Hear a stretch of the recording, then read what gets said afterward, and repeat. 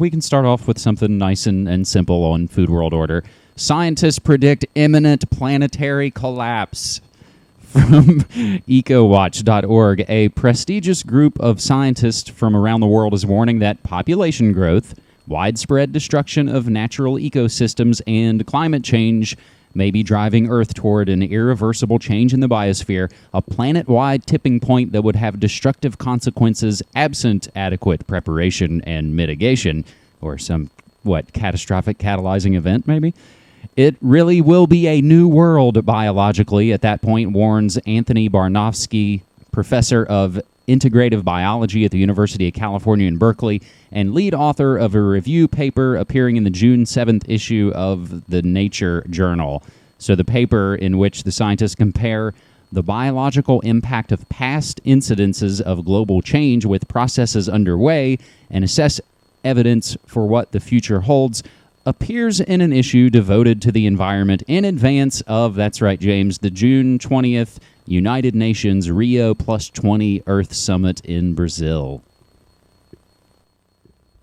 Exactly right. I hope people are keeping their eye on this because Rio Plus 20 is happening, as you say, just next week. And I fear that it's going to fall under the radar because not a lot of people are talking about it yet. I want to try to cover it as much as possible.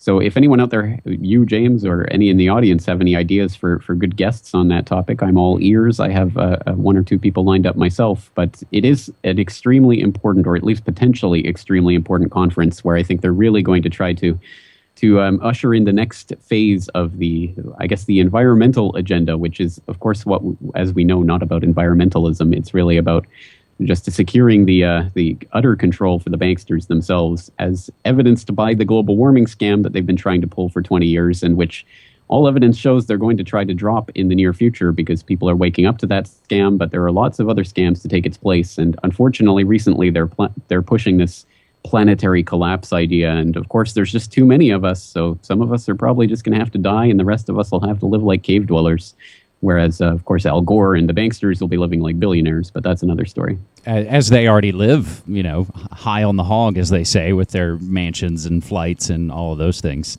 And seafront properties, but they're so scared about global warming.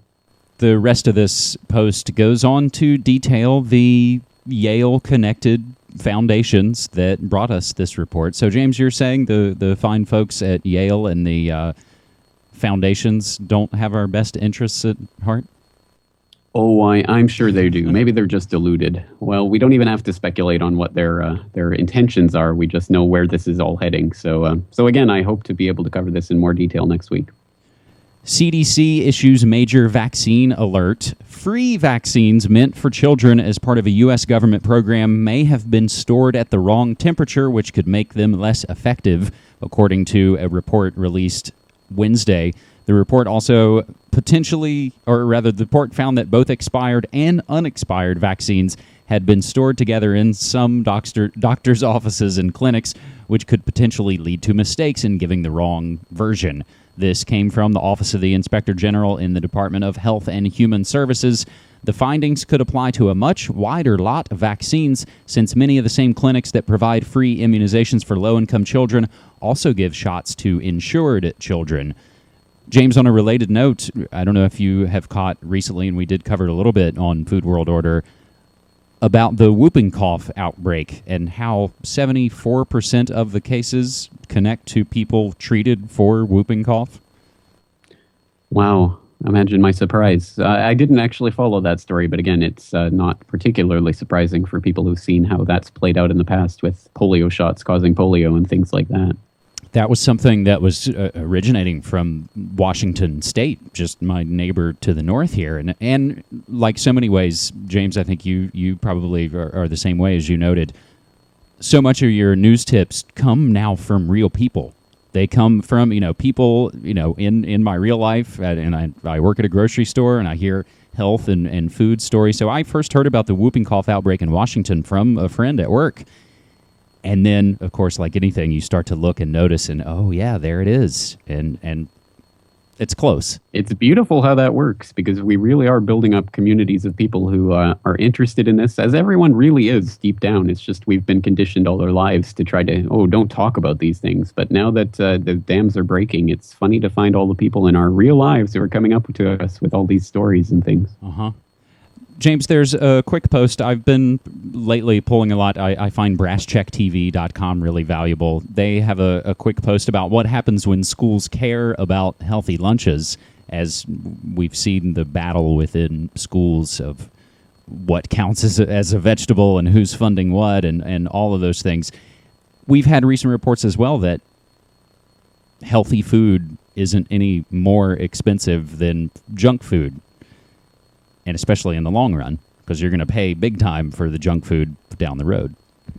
Right. And that's interesting. I mean, that's a meme that I've picked up on and I've spread myself. But when you think about it, it is based on misleading, portion sizes and things. Of course, a similar amount of vegetables are going to cost more than the physical size of whatever burgers and fries or whatever. But when you actually start to think about how much you actually eat and how much you should be eating, of course, it's going to be healthier and probably at least the same price, if not cheaper, to eat the healthy option. You mentioned the serving sizes. That reminds me. And again, at the grocery store, I'm a big cereal fan, so I find myself working the cereal aisle a lot. And I've noticed, and it's nice to be able to kind of to help parents and kids find that middle ground with cereal, which of course is the battleground, because the kids see the characters and all those things and the stuff they've seen on TV, and that's what they want. But I've noticed, growing up, my mom had the limit of 12 grams of sugar per serving. That was the limit of what my brother and I could get for cereal. That pretty much kept us in the Kix kind of area of not very, to a kid, exciting cereals. But when I look at them now and I pick up Fruit Loops or Cocoa Puffs, it's below that 12 grams of sugar rating. And I know full well that growing up, I was like, these cereals were never even close to being in the range of what I could get. So I know that they've gamed those serving statistics to lower the numbers. There you go. And it's the kind of thing you'd never see unless you were actually studying these labels. And of course, how many people actually do that? James, we'll turn to another note that we, again, touched on our latest New World Next Week episode. And this comes from EnviroReporter.com on the radioactive nightmare. The Ventura County Reporter alternative weekly newspaper is the first print media in the U.S. that tackles the real threats that Fukushima triple meltdown radiation poses to the Pacific Ocean and the West Coast. Millions of Southern Californians and tourists seek the region's famous beaches to cool off in the sea breeze and frolic in the surf. Those iconic breezes, however, may be delivering something hotter than the white sands along the Pacific: buckyballs. According to a recent UC Davis study, uranium-filled nanospheres are created from the millions of tons of fresh and salt water used to try and cool down the 3 and counting molten cores of the stricken reactors. The tiny and tough buckyballs are shaped like British Association football soccer balls. Water hitting the incredibly hot and radioactive, primarily uranium oxide fuel, turns it into peroxide. In this goo, buckyballs are formed, loaded with uranium, and able to move quickly through the water without disintegrating. North America is also directly downwind of Japan, where the government is having 560,000 tons of irradiated rubble incinerated, with the ash dumped in Tokyo Bay. And that burning began last October and is scheduled to continue through March 2014, if we can make it there, James. Ooh, not good news at all. Not good news at all. And the fact that it's now turning into these structurally stable compounds that will, as they're talking about, be able to travel quite easily over to your neck of the woods there on the West Coast. It's quite disturbing for everyone involved, and of course for us here in Japan, where they are incinerating the rubble. So again, it's one of those situations where you look at it and you think, well, what do we do? What can happen at this point to make this nightmare end? That's the thing. When you look around at the world and you see the things that attention is given to, and the amount of money and time spent on things, and you look around and you obviously see our understatement of the episode, James. Our priorities, I think, are out of whack.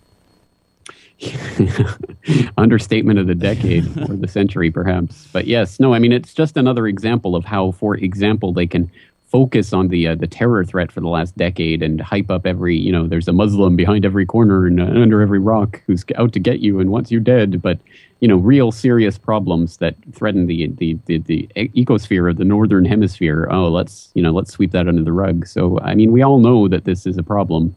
But again, it's a question of how do we refocus the attention where it needs to be focused. James, a quick note on something I've tracked and paid attention to throughout the years now on Media Monarchy, and there was an update that I got from Inquisitor.com where the CBS Eye looks inside Plum Island's secret labs. For the first time in many years, members of the press got inside the U.S. government's secret labs at the Plum Island Animal Disease Center. CBS News reported that the island, which is controlled by the Department of Homeland Security, has labs staffed by scientists from the USDA. Transportation on and off the island comes by special government ferries guarded by armed officers. James, this is where they create the diseases. And what this surrounds was the idea of moving this. And they basically want to move the Plum Island facility to Manhattan, Kansas, where it would basically be in the middle of America's what's left of it farm belt. So let's put a place that's already been noted for the accidental release of foot and mouth disease. And I often cite a book called Lab 257 by a guy named Michael Christopher Carroll, the disturbing story of the government's secret Plum Island germ laboratory, where he makes the case that that's also where Lyme disease came from. And that's where the first outbreak of Lyme disease happened. Right, and that's not a particularly out there theory. I think a lot of people pretty much take that for granted now. And even just jumping further down in that same article, after a 1978 outbreak of hoof and mouth at Plum Island caused the death of more than 200 animals, biocontainment facilities were built and all animals were moved inside. Well, that instills confidence in putting it, as you say, right there in the farm belt. Just wonderful idea, isn't it? So I think, at least fortunately, the way it stands now is that that's been denied and the facilities are going to stay at Plum Island, I think, which is also, now growing out of date. So it's damned if you do, damned if you don't. Unfortunately so, and that's exactly the way they like to engineer the problems. James, we'll hit our last couple of standalone stories before we blast into the binge and purge of headlines. From treehugger.com, of course, what would a Food World Order episode be without an update on food stamps? How much do corporations benefit from SNAP? As Congress, before they get ready to go on their 4th of July recess, as Congress proposes cuts to hungry families, a new report raises questions about how much food makers, retailers, and big banks profit from food stamps. And we've noted SNAP, the Supplemental Nutrition Assistance Program. And in the past, I forget off the top of my head which are the biggest banksters that benefit from the food stamp industry. Just another way of showing of they've as long as we're playing their game, the house is always going to win. They're going to get you one way or the other. Exactly right. Big government and their handouts is not the answer. And the other note from Op-Ed News, Obama trade document leaked, revealing new corporate powers. A critical document with the PDF link for you coming from citizenstrade.org from Obama's free trade negotiations with 8 Pacific nations was leaked online early Wednesday morning, revealing the administration intends to bestow radical new powers upon multinational corporations, of course contradicting prior promises. You can get more on this from Firedog Lake, where they note the Trans-Pacific Partnership. And folks are urging transparency for this so-called NAFTA for Asia. But again, our man, Ron Wyden, senator here in Oregon, has been so incensed by the lack of access as to introduce legislation requiring further disclosure. So with a brief note back to cyberspace war, Ron Wyden's also done well to put a hold on some of the furtherance of Obama's FISA surveillance, the football he's carrying from the previous puppet administration. That's right. Well, sometimes the puppets do the right thing in trying to take down the other puppets or put some chains on what Congress is doing, and we have to support that when and if it happens because we are playing in the real political world here, and unfortunately, not everything could be ideal. So when someone like Wyden steps up to the plate and does something good, we should applaud him for it. And when someone like Paul votes for or endorses someone who's going to go with the NDAA, I think we have to step up and denounce it.